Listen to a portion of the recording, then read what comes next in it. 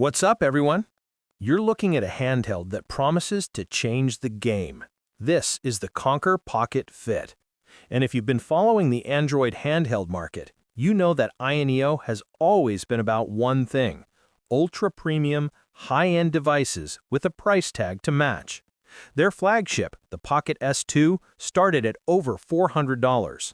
But with this, the KONKR Pocket FIT, AYANEO said they were going to flip the script. They said they'd deliver the same flagship performance, but for about half the price. The question is, did they actually do it? The whole story of this device is its price. The super early bird price for the base model was an unbelievable $241. For that price, you were getting a handheld with the exact same high-performance Snapdragon G3 Gen 3 processor as the much more expensive Pocket S2. This was a clear market disruption. This was AYANEO making a direct attack on the budget market. But here's the critical catch. That incredible $241 price was a crowdfunding deal, not the long-term retail price. Right now, on AYANEO's official store, the price for this device starts at over $370 and can go up to $650 depending on the configuration. This raises a huge question. Is KONKR a genuine attempt at value, or was that initial price just a marketing tactic to create a buzz and get that crowdfunding money? Let's talk about what's under the hood, because this is where the Pocket FIT truly shines. This thing is a powerhouse. It uses the Snapdragon G3 Gen 3 processor, which is designed specifically for sustained gaming. It also has LPDDR5X RAM and UFS 4.0 storage, all top-tier components. This is a device built for speed and raw power.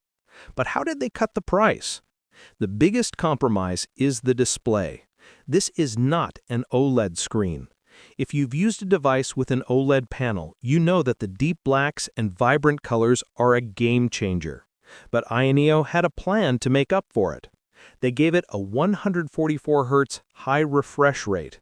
This is the first Android handheld to feature a 144 Hz display. This is a strategic trade-off.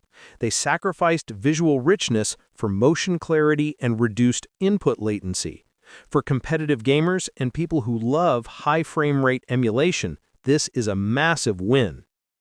The ergonomics on this thing are excellent, with a large, comfortable grip, but the controls are a mixed bag. Let's start with the good. The triggers and joysticks use Hall effect technology, which means no stick drift. Even better, it has a world-first dual-mode trigger lock. You can physically switch the triggers from analog mode for a racing game to a digital instant click mode for a shooter. This is an incredibly smart piece of engineering. Now for the bad. While the Hall sticks are drift-free, their physical range of motion is very limited. This makes precision control in 3D games difficult. To fix this, you'll need to buy taller replacement sticks, which is basically a hidden cost. And finally, the ugly. The two back buttons on the back of the device are, to be blunt, pretty useless right now. You can only map them to existing face button presses. For a device aimed at the SBC gaming community, this is a huge problem. You can't use them for emulation hotkeys like save states or fast forward. This is a major software flaw that needs an urgent update.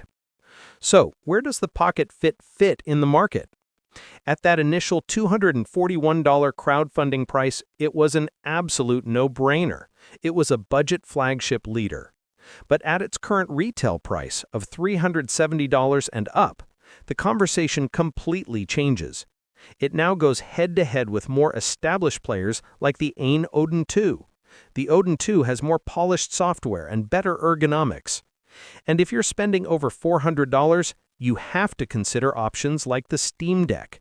The Steam Deck gives you access to a massive PC game library.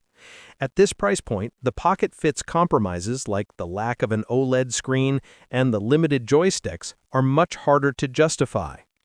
The KONKR Pocket FIT is a device of contradictions. It's a powerhouse that delivers flagship performance at a price point that was, for a short time, truly disruptive.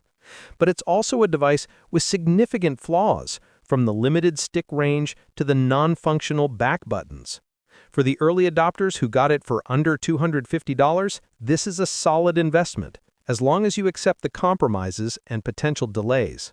But for anyone looking to buy it at retail right now, I would advise extreme caution.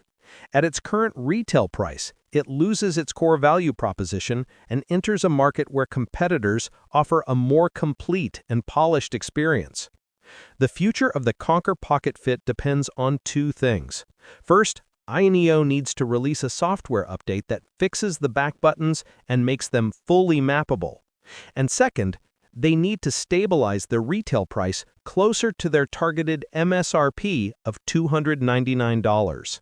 If they can't do that, the KONKR brand might just be seen as a way to trick consumers with a budget marketing campaign that doesn't deliver long-term value. It has the potential to be a king, but for now, it's a device with a lot of promise and a few too many problems.